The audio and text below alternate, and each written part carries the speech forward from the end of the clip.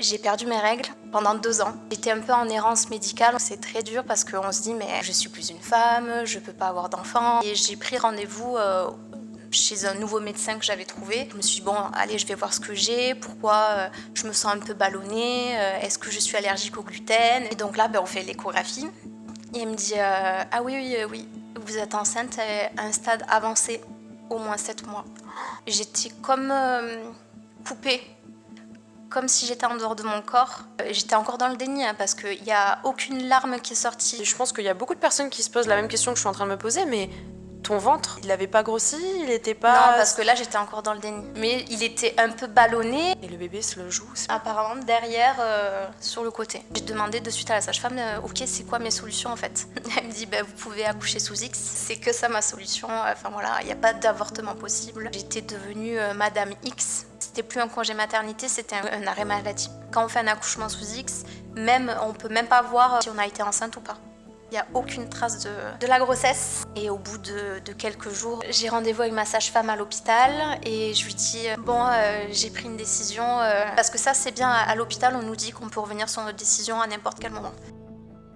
Bonjour et bienvenue sur le podcast À Voix Haute. Je suis Morgane et aujourd'hui je vous retrouve pour un nouvel épisode. Aujourd'hui j'ai l'honneur de recevoir une de mes clientes, Cindy.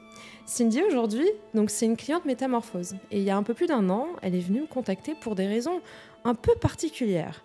Un jour elle me dit « Morgane, j'ai besoin de toi parce que j'ai pas confiance en ma voix. J'ai l'impression que ma voix ne porte pas assez. J'ai l'impression de mal parler, j'ai l'impression de pas savoir comment prendre ma place. » En surface, ça pouvait sembler être un problème de communication, mais moi, je sais que quand une femme dit qu'elle n'a plus confiance en sa voix, c'est rarement juste ça. La voix, c'est le dernier endroit où on va aller chercher. Avant la voix, il y a le corps. Avant le corps, il y a ce qu'on a tué, ce qu'on a enfoui et ce qu'on n'a jamais osé dire à voix haute. Dès la première séance, je sens que son corps est déconnecté. Et quand je dis déconnecté, profondément déconnecté. Et je sens que derrière cette femme qui dit qu'elle ne sait pas comment s'exprimer, il y a une histoire. Une histoire lourde et une histoire qui prend de la place, même quand on essaie de faire comme si ça n'était pas. Cindy a vécu un déni de grossesse. En 2019, elle apprend qu'elle est enceinte. Et pas de quelques semaines, mais de 7 mois. Elle ne le savait pas, son corps ne lui avait rien dit. Ou plutôt, son corps avait tout fait pour ne pas le savoir. Et ce matin-là, toute sa vie a basculé. Il y a encore quelques mois, Cindy, elle ne se voyait pas du tout parler de son histoire à voix haute.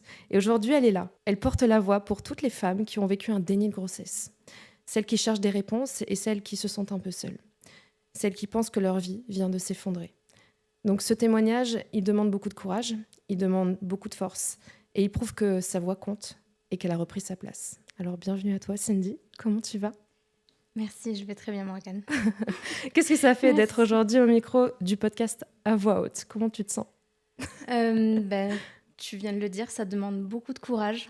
J'avais très hâte de pouvoir témoigner, de pouvoir parler de mon histoire. Et en même temps, j'ai quand même très peur. Un peu d'appréhension. Mais oui, j'ai un peu d'appréhension, mais voilà, c'est vraiment quelque chose qui me tenait à cœur.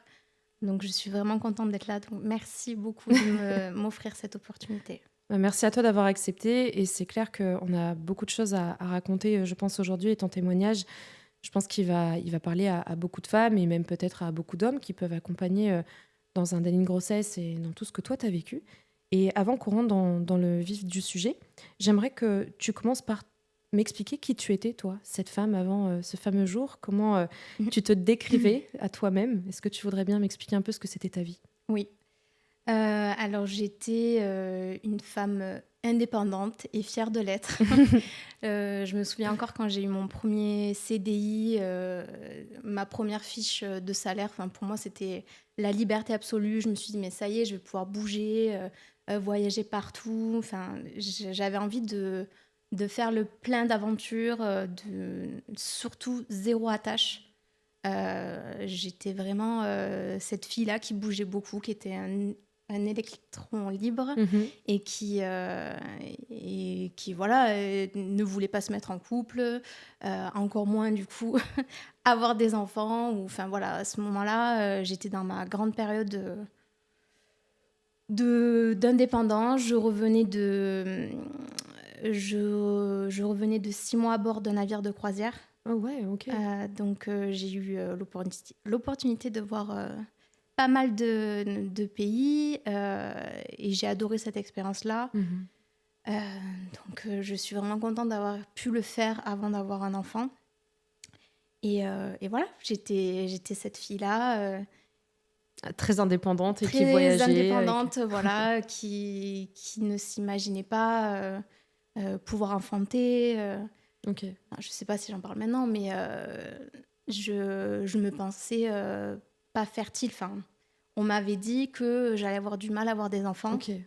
et que du coup, il allait falloir m'aider pour avoir un enfant, que je ne pouvais pas avoir d'enfant de manière naturelle. Oh waouh. Donc déjà, Voilà. à l'époque, t'avais quel âge quand on te parle de ce genre de problème J'avais... de fertilité? C'était en 2016, donc j'avais 23 ans. Ok. Ouais. Ok, ok. Donc déjà, à cet âge-là, tu comprends que possiblement avoir des enfants, ça pouvait être difficile Ouais. pour toi. Et quel est ton rapport avec ton corps à cette époque-là? Alors, je faisais beaucoup le yo-yo. Ah, J'ai eu une enfance où j'étais considérée comme ronde. J'avais du mal à me mettre en maillot. Mes parents avaient peur aussi de me voir en maillot. Ils redoutaient l'été de me voir en maillot. Voilà. On m'empêchait de manger des sucreries. Enfin voilà, j'avais un rapport au corps. Je me suis toujours vue comme grosse. ok. Comme, enfin voilà. Et donc du coup, je me suis mis à fond dans le sport en 2015. Hmm. J'ai perdu mes règles Oh, parce que attends. J'ai perdu mes règles. Comment ça, tu as perdu tes j'ai règles? perdu mes règles. C'était en même temps que ma rupture amoureuse avec mon premier amour. Mais c'était aussi au même moment où je me suis mise à fond dans le sport. Donc j'étais un peu en errance médicale, on savait pas si, on savait pas la raison de mon absence de règles pendant 2 ans. J'allais te demander si ça a duré 2 ans Ça a sans duré. savoir. Oui, T'avais pas de règles pendant 2 ans? j'avais pas de règles pendant 2 ans, donc c'est très dur parce qu'on se dit mais je suis plus une femme, je peux pas avoir d'enfant. C'est très, alors que c'est le rêve de plein de femmes hein, Oui, bien sûr. de ne plus avoir ses règles. Ben, c'est très perturbant Ok. de plus avoir de règles. Enfin, moi, je l'ai très mal vécu. Hmm. Et donc, pour dire que mon corps a subi des changements, j'étais Hormonaux? à fond, j'étais à fond dans le sport. Donc, je faisais 47 kilos à l'époque pour 1,55 m. Aujourd'hui, je fais 57 kilos pour 1,55 m. Donc, voilà, j'étais vraiment mince et je me trouvais pas assez bien. Hmm. Alors que j'ai eu un corps, j'avais des tablettes de chocolat, enfin, je me considérais, j'aurais pu me considérer bien fichue, Ok. mais j'étais encore pas bien.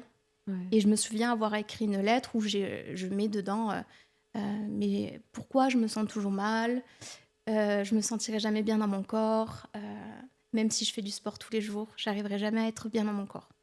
Waouh. Donc, tu prends soin de ton corps, mais on dirait que tu Ouais. l'avais puni à cette époque-là, Ah comme oui. s'il y avait quelque chose, une punition, et derrière, on va dire, ton corps te montre, en tout cas, des signes d'épuisement et des signes qu'il y a quelque chose qui cloche. Mais à cette époque-là, comment toi, tu le prends? Est-ce que tu te dis, est-ce que je dois ralentir? Est-ce que je dois peut-être ralentir la cadence? Ou est-ce que non, je dois y aller encore plus?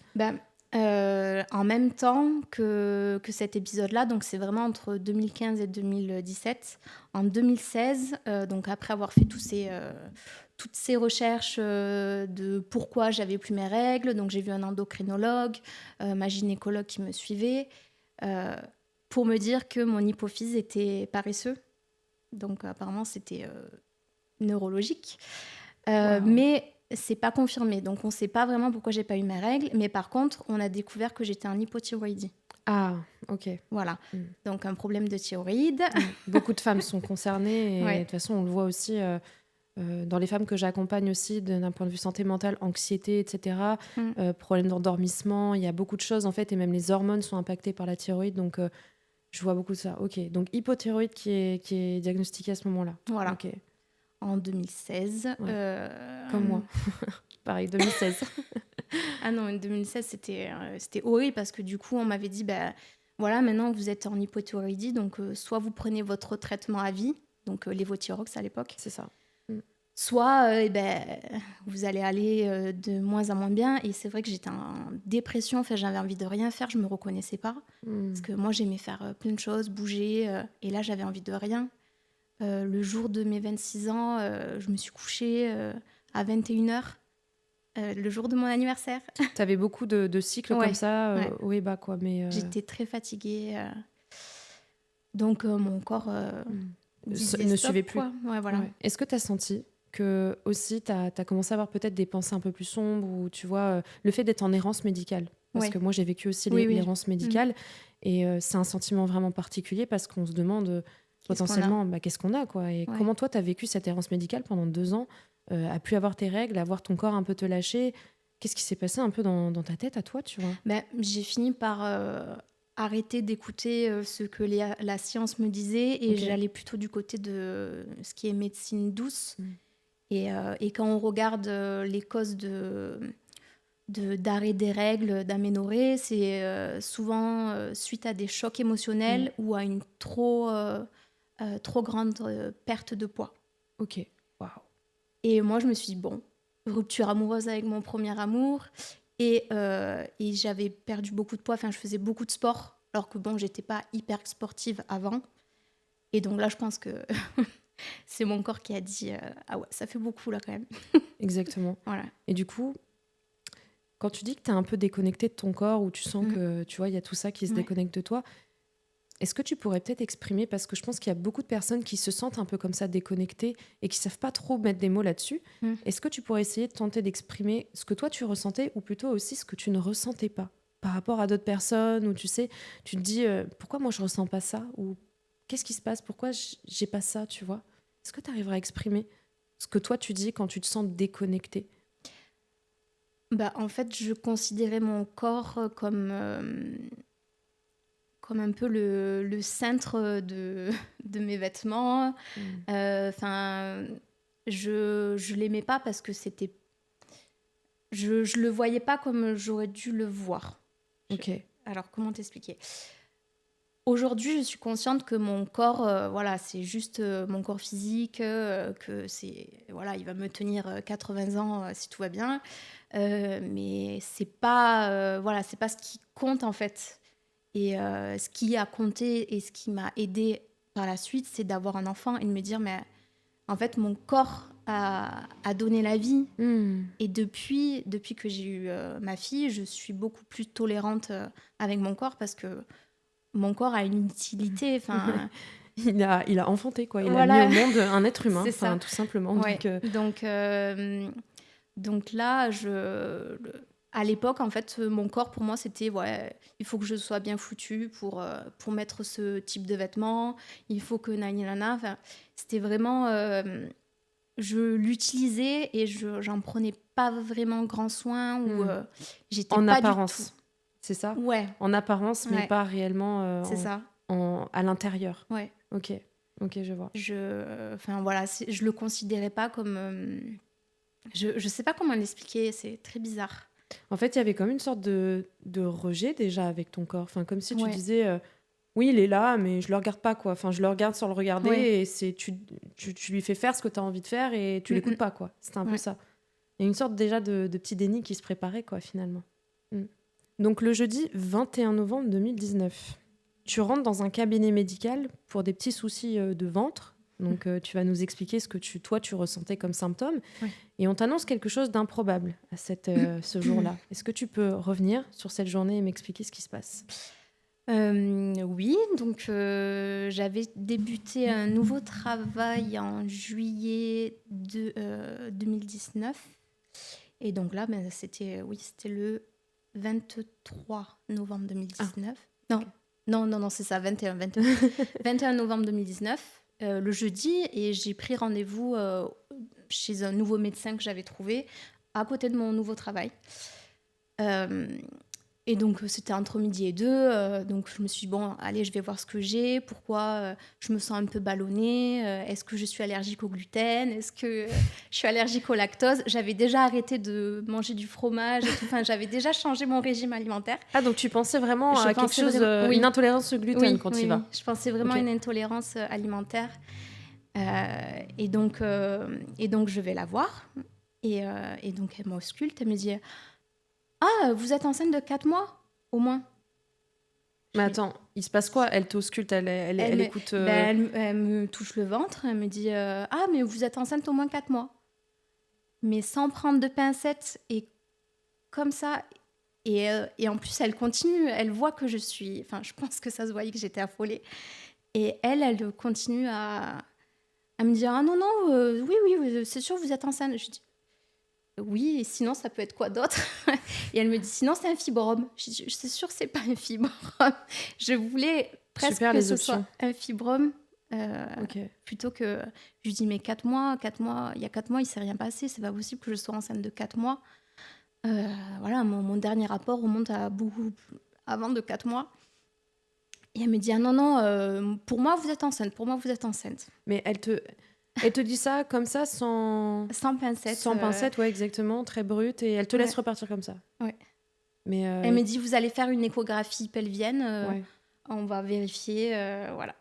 Et qu'est-ce qui se passe pour toi à ce moment-là? Tu te dis quoi? Eh ben, j'appelle ma chef, je lui dis je pourrais pas venir travailler cet après-midi. Voilà, il s'est passé quelque chose. J'ai dit au médecin, vous pouvez m'arrêter là jusqu'à la fin de la semaine parce que je peux pas. Si c'est vraiment ça, je peux pas retourner travailler, c'est pas possible. Et donc je vais voir pour aller prendre rendez-vous pour une échographie pelvienne et on me dit la prochaine possible est lundi. Donc Et tu dois là, attendre plusieurs jours. Ouais, et c'est horrible en fait d'attendre T'as dans fait ces quoi cas-là. pendant ces jours-là? Alors, j'ai eu beaucoup de chance parce que quelques jours avant, j'ai eu l'envie d'aller chez ma meilleure amie à Clermont-Ferrand. Et je faisais beaucoup de covoiturage à l'époque. Ok.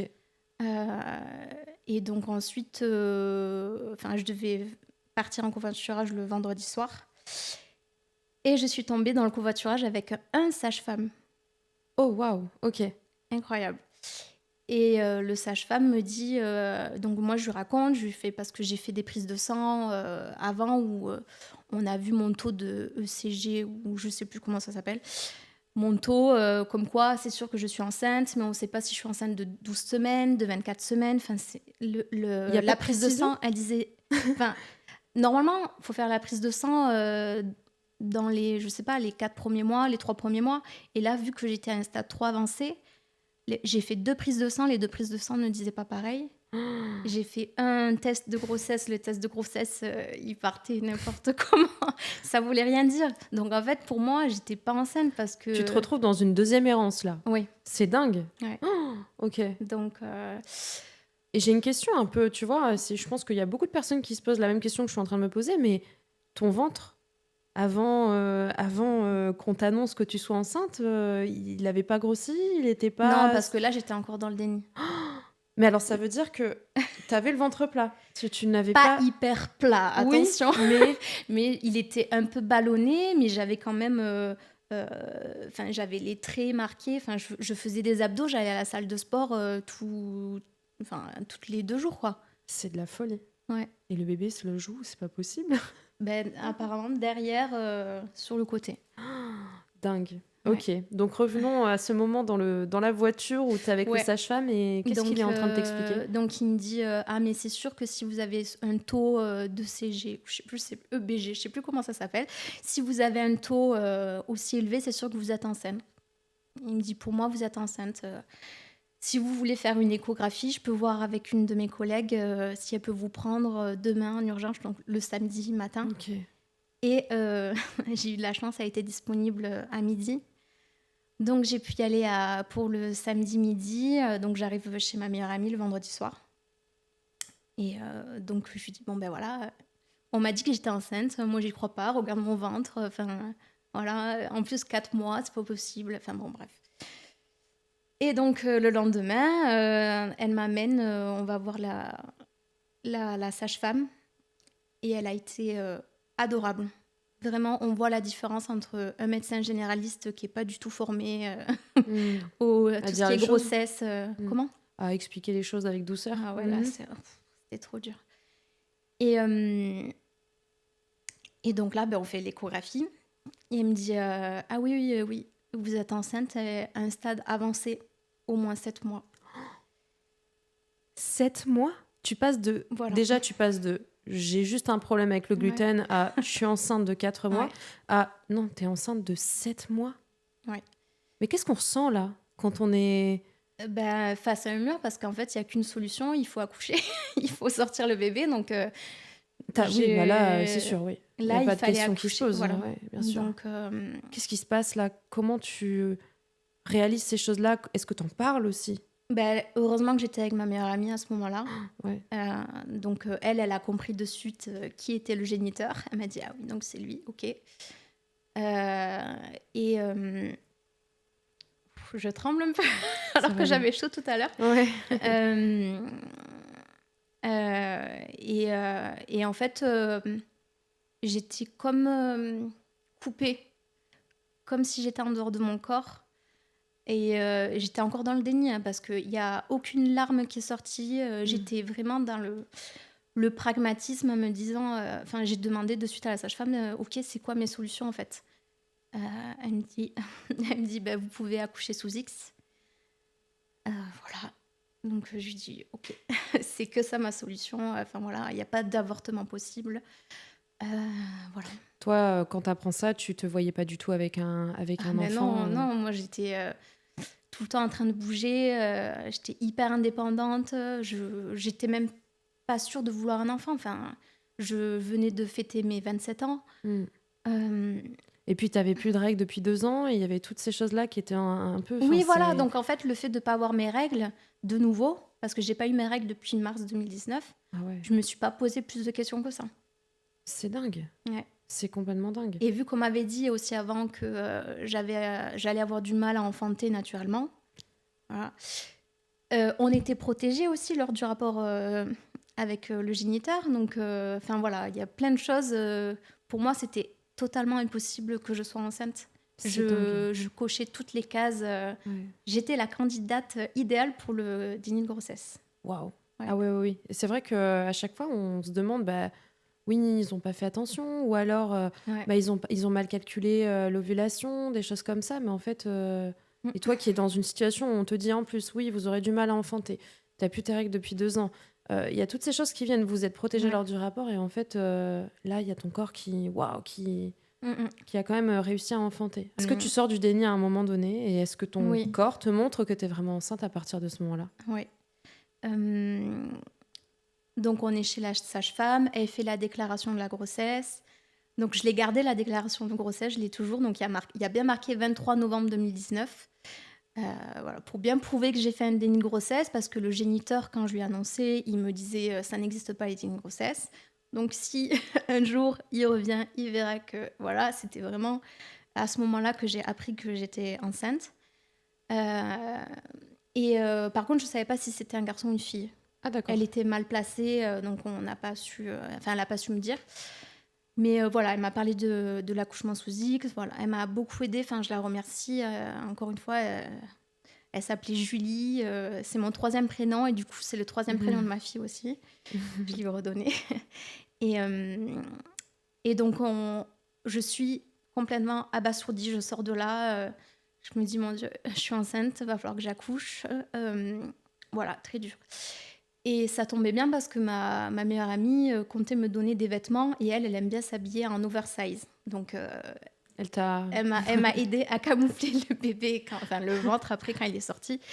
Donc, on passe la soirée toutes les deux, tout va bien, tout ça. Le ventre ne sort pas encore. Et en fait, c'est dans la nuit que j'ai senti un mouvement dans mon ventre, alors que j'avais rien senti depuis tous ces mois, quoi. J'ai eu 0 symptôme. Oh la vache.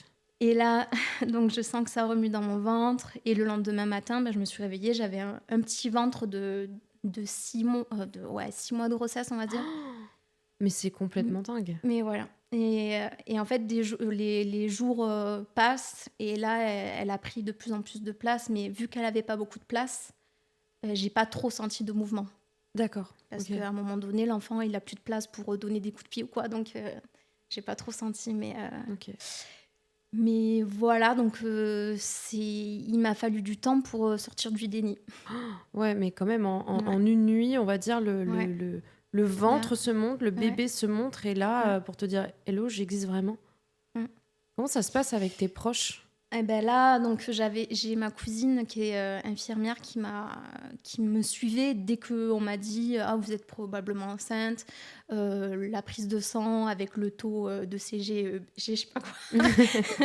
Elle me dit non mais c'est sûr que t'es enceinte et tout, enfin tiens-moi au courant. Elle avait peur que ce soit un fibrome, ma mère aussi, enfin elle avait peur que ce soit un cancer et tout ça, enfin bref.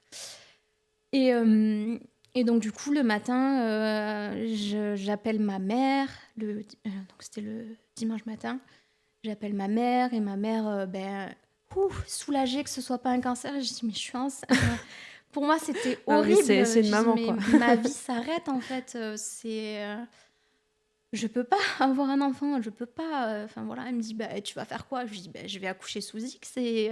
Ah oui, pour toi, et il n'y avait pas adopter. d'option. Ah oui, c'était... moi, je me voyais pas garder l'enfant. Ok.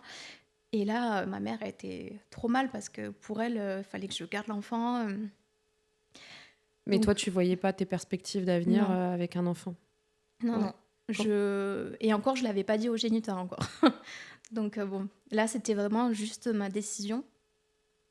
Et après, ma cousine qui me rappelle, et je me suis mise à pleurer avec elle. Enfin, elle m'a beaucoup aidée. Ouais. J'étais bien entourée. Ma cousine a 12 ans de plus que moi. D'accord. Et elle avait déjà eu 3 enfants. Donc c'était un peu une référence que tu Ouais. pouvais avoir parce que effectivement là, Ouais. tu avais besoin d'avoir au moins une reconnexion avec le côté maternel et C'est ça. les Parce enfants que parce que si tu avais pas ça autour de toi... aucune de mes amies avait des enfants ou ne planifiait en avoir. Donc ça, c'est très dur aussi quand on grandit. Enfin, quand on grandit. Quand on a des enfants et que dans notre entourage, on voit qu'ils vivent leur best life et que, voilà, j'ai pas choisi la situation. Ouais, bien sûr. Et moi, j'ai une question par rapport à ça. Est-ce que tu fais des recherches? Est-ce que tu vois, tu t'intéresses au déni de grossesse, j'imagine, mais est-ce que tu fais des recherches pour peut-être trouver des personnes qui ont vécu ça?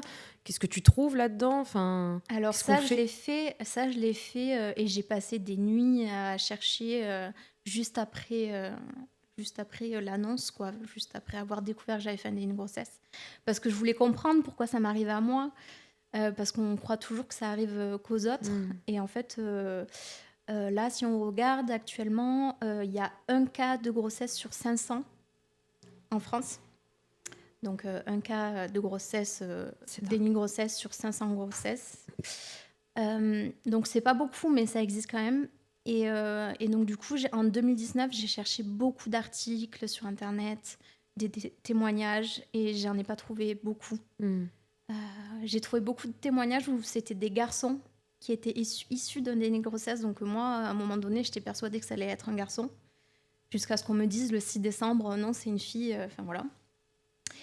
Et vraiment, j'étais perdue parce qu'il y avait beaucoup... Alors, on trouve beaucoup d'informations sur la grossesse. Et quand on arrive sur l'article, c'est « Oh, vous avez appris le heureux événement. Bravo, vous êtes enceinte. » Que des trucs comme ça. Je tombais que sur ça. C'est terrible. Alors que c'est pas du tout ce que je ressentais. Et c'était hyper tabou. C'est encore tabou aujourd'hui. En fait, quand t'es enceinte, c'est pas forcément une superbe nouvelle. Ça chamboule une vie. Donc j'en ai recherché à ce moment-là. Ça m'aurait aidée. Et même après quand j'ai eu ma fille, je cherchais encore des personnes à qui parler de ce déni de grossesse, des psys ou quoi. Et j'en ai pas trouvé qui ont suivi des femmes qui ont eu un déni de grossesse. Donc, mais déjà, les médecins, ceux qui t'ont ausculté et tout ça, ils t'ont pas proposé un suivi psychologique après un choc pareil? Si, bien sûr. Ouais, okay. À l'hôpital, oui, j'avais une psychologue qui est venue aussi me voir le lendemain de mon accouchement, en me demandant comment ça va, voilà, etc. Mais ouais, à ce moment-là, ça allait au niveau psychologique. C'est après, quand il a fallu s'occuper d'un bébé, c'est là où ça a été le plus dur. Sauf que tu décides d'accoucher sous X. Donc toi, ta décision, elle était prise à ce moment-là. Alors, oui.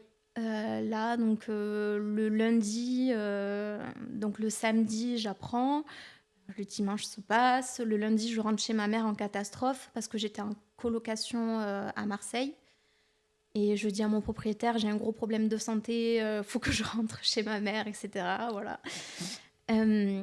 Donc je rentre, je l'annonce à mon père Et mon père, il me dit, mais Cindy, tu pourras pas abandonner un enfant, tu es trop sensible, tu vas te demander tous les jours, mais qu'est-ce que fait mon enfant? Je me suis renseignée sur comment ça se passe, l'accouchement sous X. Donc après, à partir de 13 ans, l'enfant peut voir sa mère biologique sous autorisation des parents d'accueil, enfin la famille d'accueil. Donc déjà ça, ou sinon 18 ans, enfin on peut laisser un mot, on peut laisser un objet. Enfin il y a plein de choses et ça aurait été trop dur. Enfin, Ouais. Mais tu t'étais préparée à ça quand je même. m'étais préparée à ça. Et à l'hôpital, j'étais devenue Madame X. Wow, ok. C'était plus un congé maternité, c'était un congé, un arrêt maladie. D'accord. Voilà. Wow. Ok. Donc, Pour vraiment camoufler. Voilà, c'est ça. Donc, quand on fait un accouchement sous X, même, on peut même pas voir par rapport à la sécurité sociale si on a été enceinte ou pas. Il n'y a aucune trace D'accord. de la grossesse. Et donc, ça, c'était encore plus dur, en fait. Je ne sais pas s'il y a un moyen d'alléger ce truc administratif, mais se faire appeler Madame X, effacer tout ça, déjà que c'est dur, en fait, L'impression de ne pas avoir existé, en fait. Enfin, Ouais. et que ça n'ait pas existé Ouais. du tout, en fait. Ouais. Ouais. Et alors, c'est bien pour les personnes qui veulent pas être retrouvées, mais pour les personnes qui espèrent être retrouvées le jour où elles seront prêtes, ou... Bien sûr. Enfin, voilà. Et en fait, il n'y a pas de choix, quoi. Il y a juste accouchement sous X et du coup, vous êtes Madame X, il n'y a rien, on ne peut pas vous retrouver. Enfin, si, on peut vous retrouver, mais qu'à partir de 13 ans. Enfin, voilà. C'est très cadré. Donc, qu'est-ce qui se passe sur les semaines, on va dire, juste avant l'accouchement? Toi qui étais décidée à accoucher sous X? Oui, donc là, le lundi, quand j'en parle avec mon père, je commence un peu à changer d'avis. Je me dis, c'est vrai, il a raison. Et en même temps, je ne veux pas me faire influencer par mon entourage. Parce que bon, ok, j'ai 27 ans, j'ai pas 16 ans, voilà, il y a plein de raisons. Je suis entourée, j'ai une bonne famille. Mais après, moi, je me sentais pas capable, en fait. C'est tellement de responsabilité d'avoir un enfant que... Voilà. Et le mardi, donc je l'annonce au géniteur, qui m'accueille de façon très cordiale.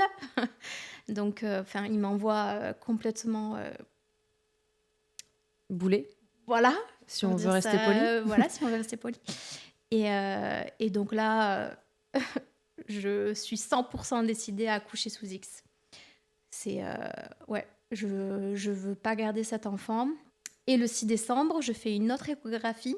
Et là, enfin, elle décide à se montrer. Donc, on a vu son visage. Donc, on a bien vu la tête du géniteur et la mienne. C'est vraiment un bon mélange. Et donc, c'est une fille. Et là, je suis...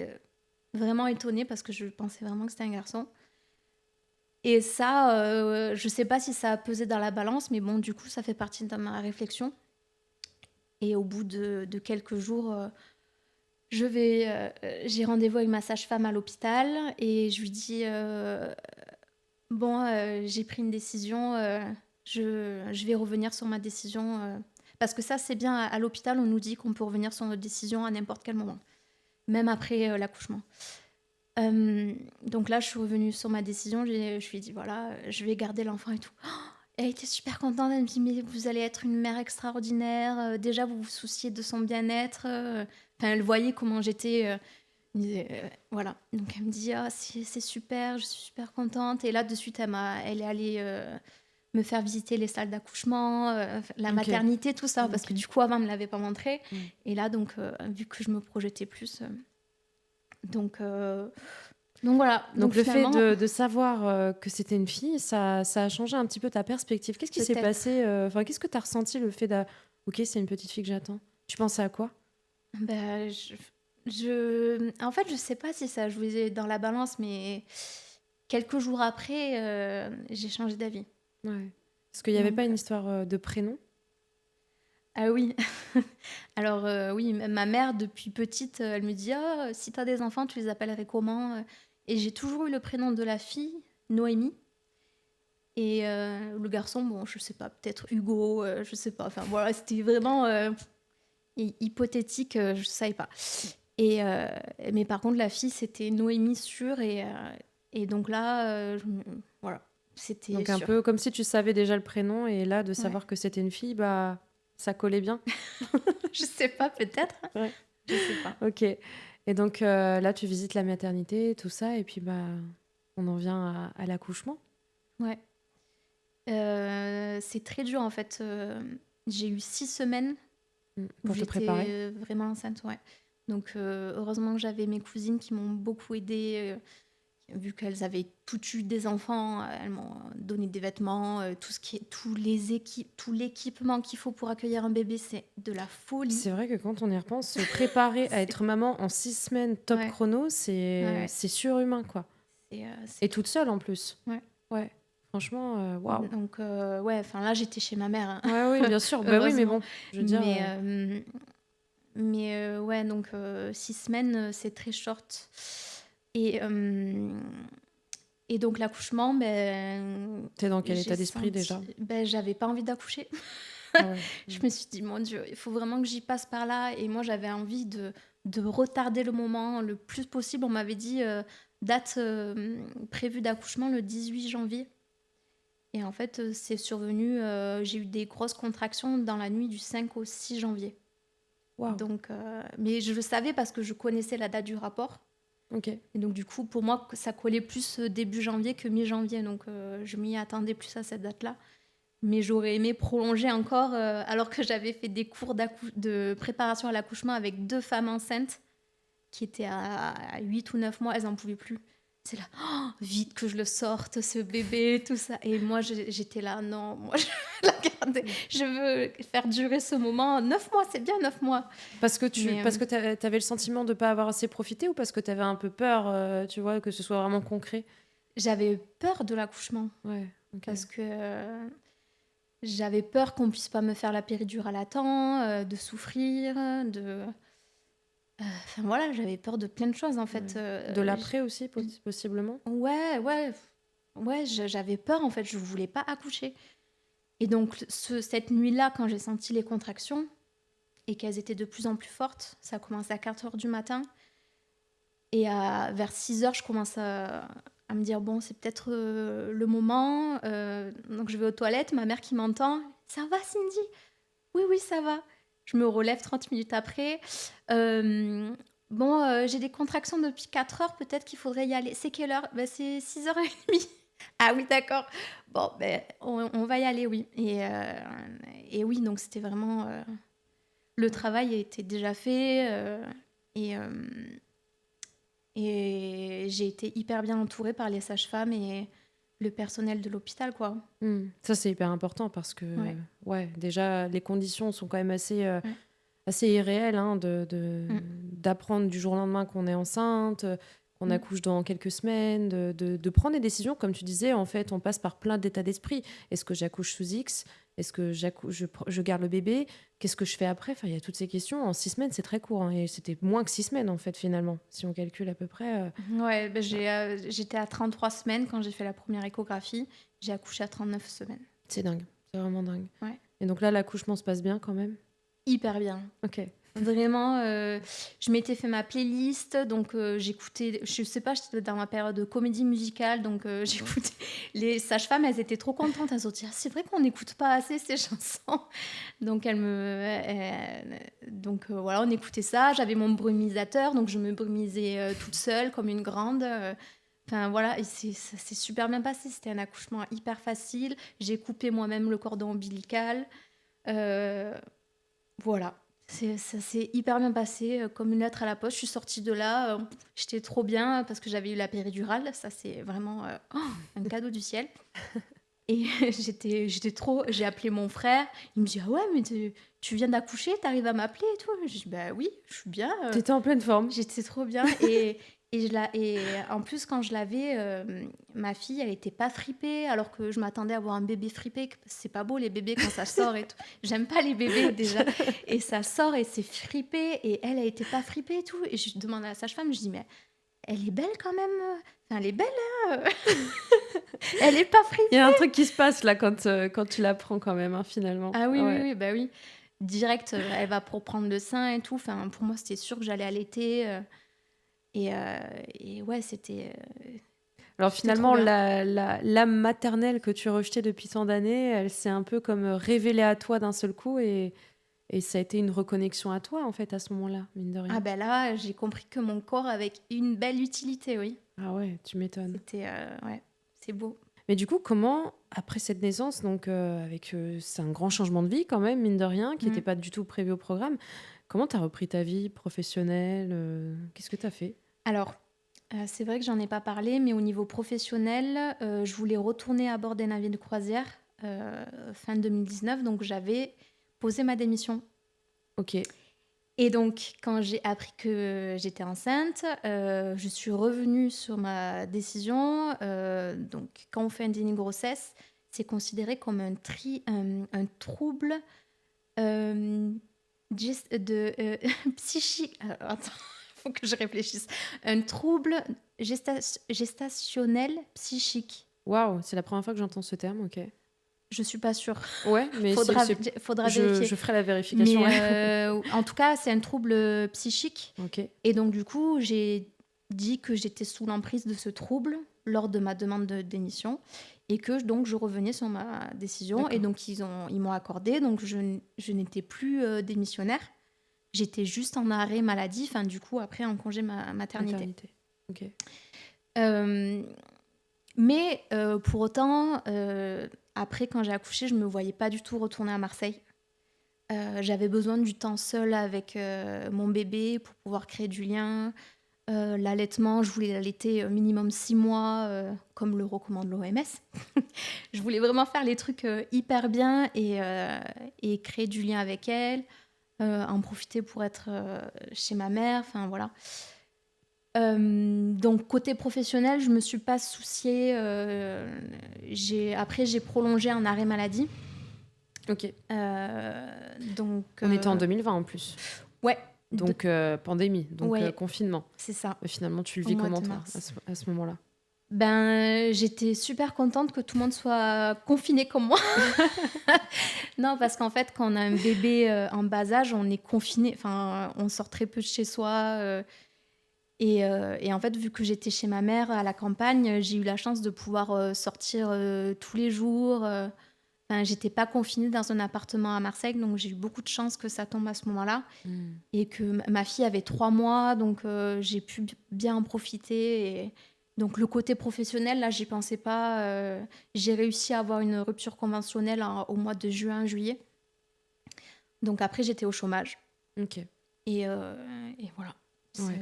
Pas plus de questions sur ça. Et comment on gère un peu la vie comme ça quand on est maman solo avec son enfant et que sa vie change comme ça? Comment toi tu gères aussi psychologiquement toutes ces choses? Alors, j'avais très peur de me retrouver seule avec elle parce que là, j'étais chez ma mère et c'était un peu comme ma béquille. Je me disais, bon, ben ça va, je suis chez ma mère. Donc, j'étais pas totalement seule avec elle. Et, mais de notre côté, je me voyais pas rester habiter à Alès. Du côté de chez ma mère, c'est pas possible. Moi, je voulais retourner faire ma carrière dans le tourisme. Et donc, du coup, c'était probablement vers Marseille, quoi. Parce que Ok. les boîtes qui m'intéressaient étaient à Marseille. Donc tu déménages? J'ai eu une opportunité en l'été 2021. Ok. Un poste à Marseille. J'ai trouvé un appartement. Et donc là, on s'est retrouvés seuls avec ma fille dans un appartement. Et Voilà. ça fait quoi? Donc, c'était le Tu te début. sens comment quand c'est ça? Ça fait très bizarre. Je me posais encore la question, mais pourquoi ça m'est arrivé à cette époque-là, j'écrivais beaucoup dans mon journal. J'écrivais beaucoup. Aujourd'hui, j'écris beaucoup moins. Mais là, à ce moment-là, en fait, il y avait personne à qui je pouvais parler. Donc, j'écrivais beaucoup. Ça me faisait beaucoup de bien. Et c'était très dur parce qu'en fait, on s'occupe d'un petit être vivant qui ne peut pas échanger avec toi, enfin qui échange mais par des cris, ou des pleurs, enfin voilà. Et donc du coup, je me sentais encore plus seule d'être seule avec elle. Et donc là, les premiers mois, ça a été très difficile Euh, voilà, j'étais... Donc tu te posais beaucoup de questions. Ouais. Et les médecins, enfin, t'étais suivie psychologiquement, t'es avec un psy et tout, il me semble. J'ai cherché des psys Ouais. qui avaient suivi des personnes qui Fait un déni. avaient fait un déni de grossesse, mais j'en ai pas trouvé. Ok. Mais est-ce Et qu'il y a ça des m'a... personnes qui t'ont un peu expliqué un déni de grossesse, un peu le rapport entre le mental, le corps, toutes ces Non. choses-là? Personne t'en a parlé, donc toi, tu te posais en fait toutes ces questions-là finalement. Oui, oui, oui. Et puis là, j'ai vu que récemment, il y avait beaucoup plus d'informations, de témoignages, donc c'est rassurant. Mais bon, c'est quand même... Enfin, aujourd'hui, je comprends pourquoi ça m'est arrivé. Comme je l'ai dit, j'étais vraiment la candidate idéale. Je comprends pourquoi ça m'est arrivé. Je suis consciente qu'il n'y a pas de hasard dans la vie. Et je sais que au final, c'est un cadeau de la vie. Enfin, pour des personnes qui ne peuvent pas avoir des enfants. Moi, j'ai eu un enfant hyper... de la manière la plus simple possible. J'ai pas souffert pendant la grossesse. L'accouchement s'est hyper bien passé. Enfin, c'est ok, j'ai eu un déni de grossesse, mais sinon, nickel, quoi. Ouais, La c'est grossesse... fou même. Ça Ouais. donnerait presque envie, tiens. Ben oui, parce que j'ai eu une grossesse sans stress. Ouais. Quand je vois les femmes qui sont enceintes, qui doivent faire 20 000 examens de vérification avec toutes les maladies, machin, je me dis, ouais, mais moi j'ai eu zéro stress en fait. Mon enfant, il était trop bien dans mon ventre. J'étais bien, quoi. Ouais, c'est dingue. C'est vraiment dingue cette histoire. Ouais. Et à la fois, tu vois, tu m'avais parlé, enfin en séance, on a beaucoup travaillé sur pas mal de choses, mais on n'a pas tant abordé, tu vois, le déni de grossesse. On l'a abordé évidemment Oui. en séance, toi et moi. Mm. Mais j'ai senti que, tu vois, il y avait tellement d'autres choses où en fait, on sentait Ouais. que ton corps, il avait l'habitude d'être dans le déni de beaucoup de choses et qu'en fait, la grossesse était un peu la réponse, une réponse de plus. Et Mm. je pense qu'aujourd'hui, est-ce que tu pourrais, toi, expliquer ce que tu en as conclu au-delà de ce que peuvent dire peut-être les médecins, mais toi, ta conviction et ton idée à travers ce déni et autres, tu vois? Qu'est-ce que ça en dit sur toi et ton corps, ton rapport à ça? J'ai envie de dire beaucoup de choses sur ça. Sur mon rapport au corps, ben Genre, à ton avis, pourquoi ça, toi, t'as fait un déni de grossesse, selon toi? Parce que tu disais, aujourd'hui, je comprends mieux pourquoi ça m'est arrivé. ben parce que j'étais pas du tout prête d'avoir un enfant à ce moment-là de ma vie. J'avais pas de père, il y avait pas de... Enfin, voilà, j'étais pas du tout dans un cadre sécurisé. Oui, et donc du coup, après le déni de grossesse, je me suis dit, bon, ben, je vais mal à cause du déni de grossesse. J'ai tout mis sur le dos du déni de grossesse. À chaque fois, j'allais voir une psy et j'ai dit, bon, ben, voilà, je m'appelle Cindy, j'ai Tintin, j'ai fait un déni de grossesse. Mais en fait, si tu as fait un déni de grossesse, c'est pas pour rien, c'est que derrière, il y avait un mal-être, il y avait un problème avec le rapport au corps, comme on en a parlé. Et le déni de grossesse, c'est pas le problème, c'est juste un autre symptôme. Ouais, c'est une réponse. Voilà, c'est une réponse du mal-être que j'ai pu avoir et de cette déconnexion totale entre mon corps et mon esprit, quoi. Là, on voit qu'au niveau psychique, c'est fort. Hein. Ouais, c'est très fort. Et est-ce qu'à partir de ce moment-là, tu te dis, peut-être que je devrais aller voir un peu plus en profondeur sur l'aspect psychologique et pas que, on va dire, sur l'aspect physique? Oui.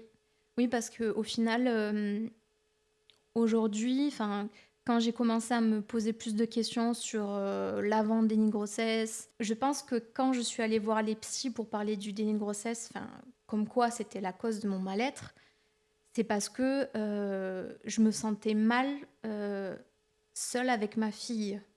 Je me sentais tellement seule que pour moi, si je me sens tellement seule, c'est parce que je dois m'occuper d'un bébé, parce que je suis seule avec un bébé et c'est pour ça que j'étais tant aveuglée par le fait que, ok, j'ai fait un déni de grossesse, c'est pour ça que je vais mal.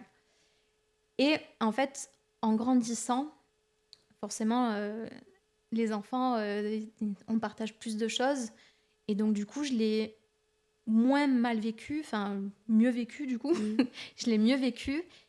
Et j'ai commencé vraiment à me dire, en fait, c'était vraiment un cadeau du ciel et je comprends pourquoi j'ai fait une digne grossesse parce que j'ai protégé cet enfant, en fait.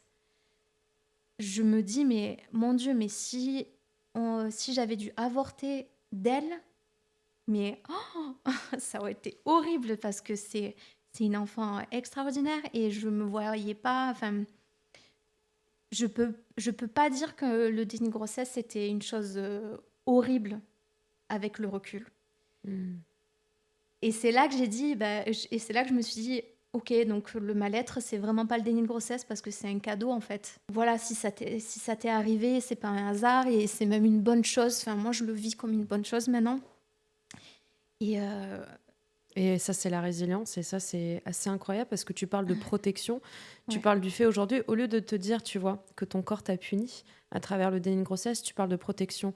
Parce que possiblement, si effectivement, si tu avais pu être au courant dès le départ de ta grossesse, tu aurais certainement pensé à l'avortement, étant oui, donné que ta vie, c'était le tourisme, c'était une ouais, jeune femme indépendante qui rêvait de voyager, etc. Donc, tu n'avais pas du tout, on va dire, le profil pour accueillir l'enfant. Donc, en fait, ton corps l'a protégé parce que, bah oui, c'est un peu ça, c'est ce que tu fallait exprimes. qu'elle soit en vie. Ouais, c'est absolument fabuleux. Et ouais, à partir de là, je pense que tu t'es un peu plus intéressée à ce qui se passait dans ton Ouais. psyché. Et puis, bah, en 2025, tu pousses la porte de métamorphose. Et là, bah, nos chemins se croisent. Et c'est vrai que. Enfin, moi, je vais reparler un petit peu de ce message parce que ça m'avait un petit peu. Je me souviens un petit peu en mode tiens, une personne qui vient me voir pour me parler de sa voix. Et moi qui utilise ma voix au quotidien pour transmettre, pour guérir aussi, parce que ça a fait écho en fait avec ma propre vie, étant donné que moi, à un moment donné, je me suis sentie seule comme toi, tu t'es sentie seule. Alors pas pour les mêmes raisons, mais j'avais personne à qui parler. Et donc 2021, 2022, ça a été les 2 années où je me suis enregistrée.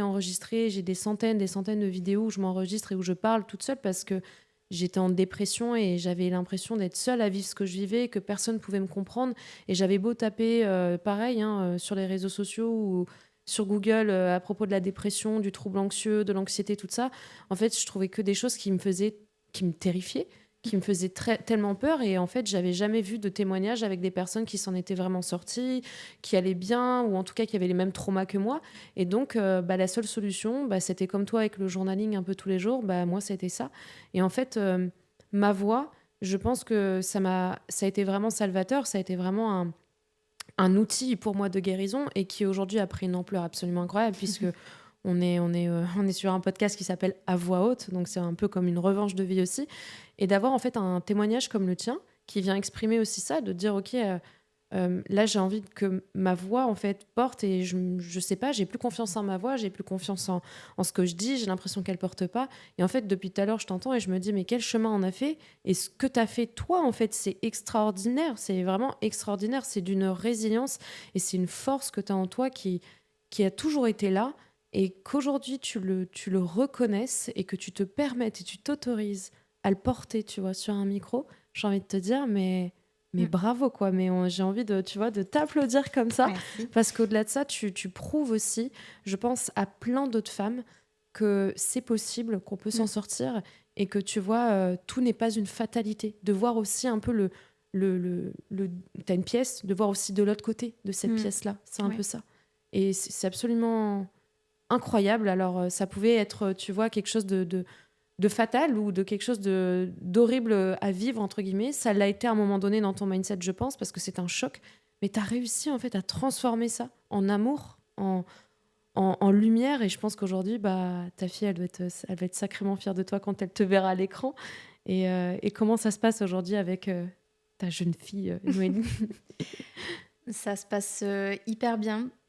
Et je pense qu'il y a une autre raison pour laquelle j'ai fait un déni de grossesse. Enfin, après, c'est des hypothèses. Hein. Moi, je me Ouais, mais c'est dis, ton cœur qui le sent. voilà, je me dis qu'en fait, peut-être que quand j'étais enfant, j'ai manqué d'attention. J'avais mes deux parents, hein, mais je pense que j'ai quand même manqué d'attention. Et le fait d'être seule avec elle, elle a toute l'attention. Je fais mon maximum pour qu'elle ait une enfance heureuse, qu'elle fasse plein de choses. Je soigne mon enfant intérieur grâce à elle. C'est clair. Ouais. C'est clair. Et en plus, ça se passe hyper bien. C'est une enfant hyper joyeuse. Tout le monde l'adore.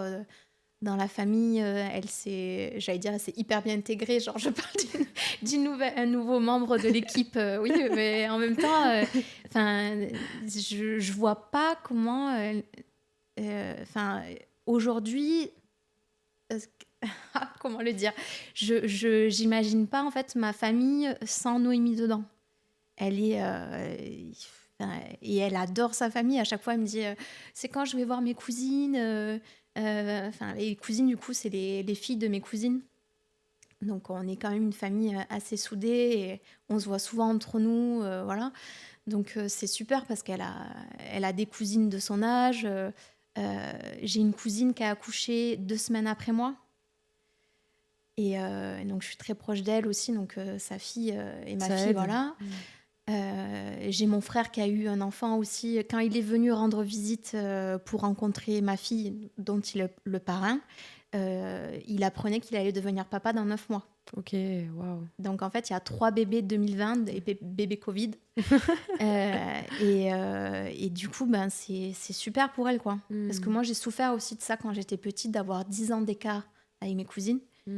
Et là, le fait d'avoir une fille, voilà, en fait, elle a tout ce qui m'a manqué. C'est vraiment... tu guéris aussi à travers elle. Ouais. Ça se ressent. Et de toute façon, on avait beaucoup travaillé là-dessus aussi, hein, pendant le coaching et pendant tous ces mois d'accompagnement. En fait, au-delà de travailler sur ta voix que tu n'arrivais pas à sentir et à impacter, c'était aussi une question, tu vois, de communication, de non-dit, de tout ce que tu avais tué en toi. Et c'était dingue, quoi. Vraiment, quand elle me racontait des choses, parfois, je me disais, ah oui, non, mais là, il fallait que ça sorte, là, quand même. À un moment donné, il fallait pas garder ça en toi. Et au-delà de ça, on a beaucoup travaillé sur l'aspect relationnel avec ta fille. Et je trouve ça fabuleux parce que tu as beaucoup appris grâce à elle aussi. Et j'ai l'impression que c'était un peu, comme tu l'as dit aussi, un cadeau du ciel. Elle t'a aidé à ressentir ton corps, en fait, à ressentir tes émotions, à ressentir aussi tout ce que toi, tu rejetais. C'était ton miroir et tu en avais besoin dans ta vie. Et j'ai une petite question, mais est-ce que tu lui en parles à Noémie, justement, de ce déni? Comment tu lui expliques? Alors, donc ça, j'en avais parlé avec la psychologue de l'hôpital. Je savais pas comment m'y prendre. Enfin, voilà...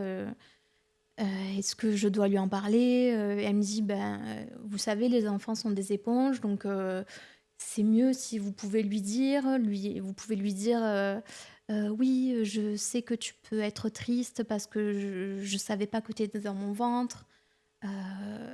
Voilà, je savais pas Avec que tu des étais mots, là. ouais. Donc ça, je lui ai dit quand elle était bébé. Aujourd'hui, je lui dis plus. Par contre, je lui dis que elle s'est bien cachée, que je savais pas qu'elle était là pendant tous les mois où elle était dans mon ventre. Donc voilà, moi je suis vraiment contre les non-dits. J'ai pas envie. Enfin, je On lui a dirai assez tout. travaillé là-dessus, Voilà. je pense, pour aller dans l'autre sens. Hein. Ouais. Donc je veux pas. Je veux pas comme les secrets de famille où il y a la fille. En fait, c'est pas la fille, elle a été adoptée. C'est le frère, le père. Enfin, des trucs de fou. Oui. Mais je veux pas. Je veux pas qu'elle ait des questions en fait sans réponse, qu'elle soit dans l'incompréhension. Que ce soit plus un tabou en fait, tout Et simplement. voilà, ouais. Je veux pas que ce soit un tabou. Et donc du coup, quand elle sera grande, je sais que ça va être dur l'adolescence. Je m'y prépare. Parce que des fois, elle me sort des répliques, j'ai l'impression qu'elle a 15 ans. C'est assez déroutant. Mais je m'y prépare. Je sais que ça va être difficile. Que là, c'était de la gnognotte en gros. Mais je m'y prépare. Je serai prête à répondre. Et j'ai vraiment rien à me reprocher. Je ne culpabilise plus. Et t'as repris ta place. Ouais. Donc... Je sais pas si tu te rends compte, hein, vraiment, mais... Ouais.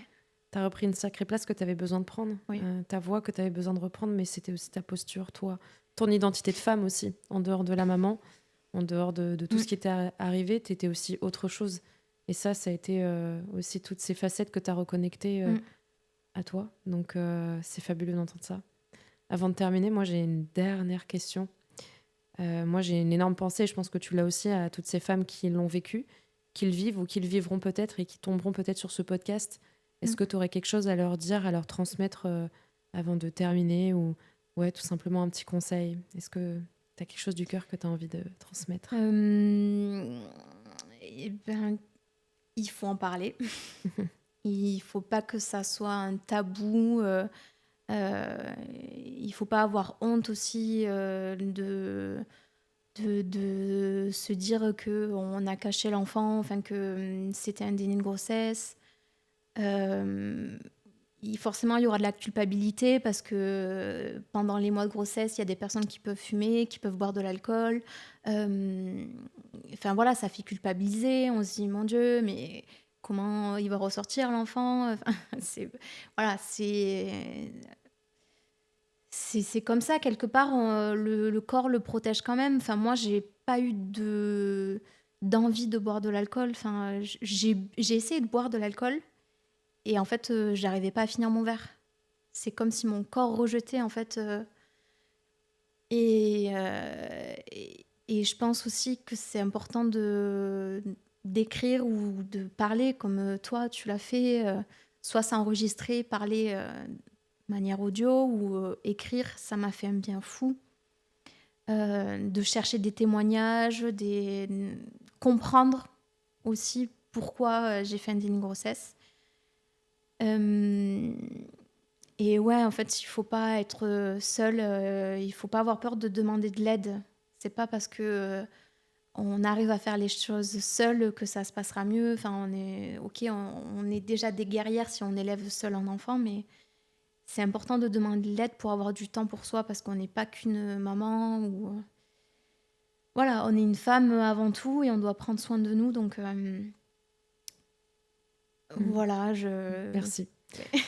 Si tu as un dernier message peut-être pour les personnes qui hésitent entre accoucher sous X ou garder le bébé, mais pas pour les aider à prendre leur décision, mais pour peut-être qu'elles prennent confiance en elles, tu vois, dans leur cœur, parce que toi, tu vois, tu avais peur d'écouter un peu tes proches. Oui. Et donc peut-être leur donner un message, tu vois, de les écouter. Alors oui, j'avais peur de me laisser influencer par mes proches parce que j'avais quelques proches qui disaient clairement leurs pensées, que non, l'accouchement sous X, c'est pas possible, etc.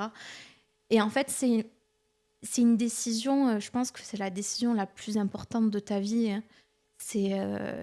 Et je pense que du coup, c'est la première fois de ma vie où vraiment j'ai pas demandé l'avis à qui que ce soit et je me suis pas laissée influencer. En fait, peut-être que j'étais déjà en train de reconnecter avec mon corps parce que au final, c'est venu tout seul. Au début, j'étais dans le déni complètement, accouchement sous X, je peux pas, c'est impossible. Et en fait, au fil des jours, j'ai eu la réflexion, je me suis dit, bah, si, quand même, c'est un peu possible parce que je suis bien entourée. Je sais que je ne serai pas toute seule, mais c'est vraiment ma décision. Je ne sais plus comment c'est arrivé. C'est pas un beau jour, je me suis réveillée, je me dis, je vais garder le bébé. C'est venu petit à petit. Chaque jour, je me dis, mais en fait, non, je ne peux pas laisser le bébé. C'est venu comme ça. Et c'est comme ça que j'ai dit, je reviens sur ma décision. Voilà. En fait, on le sent au fond de nous, si on est capable de garder un enfant ou pas. Okay. Je pense. Enfin, c'est ce que j'ai ressenti. Oui, moi, je conseille de s'écouter. Parce qu'au fond, on a la réponse. On sait ce qui est bon pour nous, ce qu'il y a à faire. Et que ce soit l'un ou l'autre, voilà, ce sera la bonne décision dans tous les cas. Magnifique. Quel témoignage. Ça, c'est des témoignages où on se prend des claques, évidemment. C'est sur le podcast à voix haute, effectivement. Je savais que c'était une bonne idée de te proposer. Alors, pour la petite histoire, c'est vrai que du coup, j'ai accompagné Cindy pendant 6 mois. Et sur les dernières séances, quand j'étais au Mexique, à un moment donné, quand elle m'a sorti... Tiens, c'est marrant, on travaille sur ta voix. Et sur je sais plus, c'est pas la fin de l'accompagnement, elle me sort j'aimerais bien peut-être raconter mon histoire sur un podcast. Puis, dans ma tête, évidemment, je me dis ok. Et puis, elle continue. Oui, j'ai vu ce podcast-là, peut-être je vais la contacter, etc. Et moi, j'avais un truc dans ma tête qui me disait... invite-la, parce que ça me parlait évidemment, ça me parlait. Et là, je t'ai dit, est-ce que tu voudrais venir sur mon podcast pour parler de ton histoire, puisque tu as envie aujourd'hui de transmettre. C'est que là, tu vois, tu es passé au stade de la guérison ultime, parce que quand tu veux transmettre tout ce que tu as appris et tout ce que tu as vécu, c'est que là, waouh, et c'est toi, ça venait de toi, et je me suis dit, c'est dingue. Donc j'avais trop hâte de t'inviter aujourd'hui au podcast. Merci beaucoup, Cindy. Merci, Morgane. Je sais pas comment tu te sens, est-ce que tu te sens un peu libérée de... Ouais, j'ai senti que je tremblais pratiquement tout le long. Enfin, c'est très bizarre la sensation que j'ai. Ouais, parce que c'est un grand step là. Ouais, je pense que mon corps, il sent... j'ai des fourmillements, c'est dingue. Ah bah tu vois, tu ressens bien ton corps finalement. T'es pas si déconnectée de lui Oui, là, aujourd'hui. Là, ça va. Ok, merci à toi pour ta confiance, d'être venue jusqu'ici et d'avoir témoigné, même si c'est une histoire qui te touche beaucoup évidemment. Et j'ai une grande pensée pour ta fille aussi, qui regardera cet épisode peut-être dans quelques mois, dans quelques années, on ne sait pas. Mais en tout cas, j'espère qu'elle comprendra que tu as une force énorme, que tu as une résilience incroyable et aussi une douceur que tu ne voyais pas forcément au départ peut-être. Et aujourd'hui, ton côté maternel, moi je le ressens beaucoup, même à travers Métamorphose dans le groupe. T'as une posture aussi un peu maternelle où on sent que tu vois, on a envie de te faire confiance, tu vois, on a envie de se sentir un peu câliné et cajolé par toi. Donc merci aussi pour l'énergie que tu apportes dans ce groupe. Et voilà, merci beaucoup à tous les auditeurs, les auditrices, et merci à ceux qui ont regardé aussi sur YouTube. Je vous invite à laisser une petite note si vous avez apprécié, à laisser un petit commentaire, des témoignages si vous en avez aussi de personnes qui l'ont vécu. N'hésitez pas à l'envoyer, ça peut aider parce qu'évidemment, ce genre de situation, on se sent très seul, comme l'a expliqué Cindy. Donc n'hésitez pas à envoyer ce podcast, ça pourrait faire du bien. Et il y a la barre des commentaires si vous avez envie d'exprimer le vôtre. Donc merci beaucoup pour votre écoute et je vous retrouve la semaine prochaine sur le podcast à voix haute. Merci. Bye.